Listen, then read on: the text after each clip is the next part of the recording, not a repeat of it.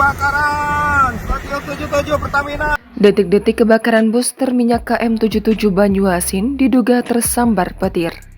Direktur BUMD C9 Heriadi menceritakan, detik-detik kebakaran booster minyak KM77 Desa Lubuk Karet, Kecamatan Betung, Banyuasin.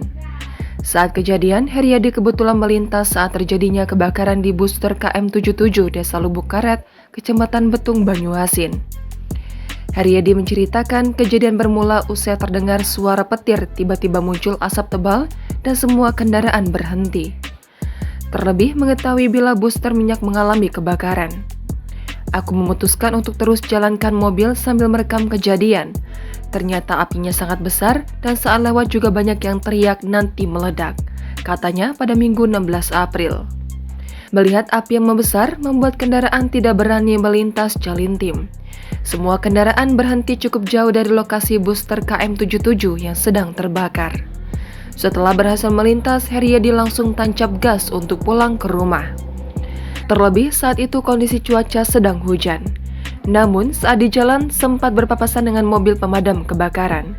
Kejadiannya sekitar pukul 15.30-an, saat itu memang cukup deras hujannya. Sebelum hujan, angin juga kencang dan beberapa kali ada petir, pungkasnya. Sejauh ini, menurut informasi yang diperoleh dari keluarga bila lokasi kebakaran sudah padam. Kasarreskrim Polres Banyuasin, AKP Hari Dinar membenarkan adanya kebakaran booster milik Pertamina di KM77 Desa Lubuk Karet, Kecamatan Betung, Banyuasin.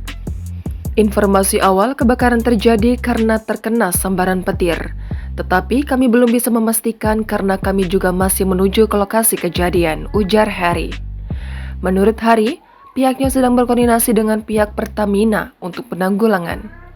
Karena belum diketahui secara pasti apakah api sudah padam karena hujan atau masih berkobar. Kami masih menuju ke lokasi sekarang, katanya. Maulana Rizky, Humas PT Pertagas mengatakan bahwa pihaknya akan memberikan informasi valid mengenai apa yang terjadi. Mohon waktunya sebentar ya, nanti saya share untuk informasi validnya, ujarnya saat dikonfirmasi.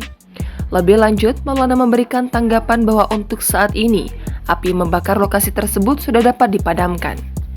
Cuman untuk update sekarang, alhamdulillah api sudah padam dan kami sedang proses recovery, tutupnya. Dalam video beredar bahwa api dapat dipadamkan pada pukul 16.21 waktu Indonesia Barat dan sedang dilakukan pendinginan oleh pihak pemadam kebakaran.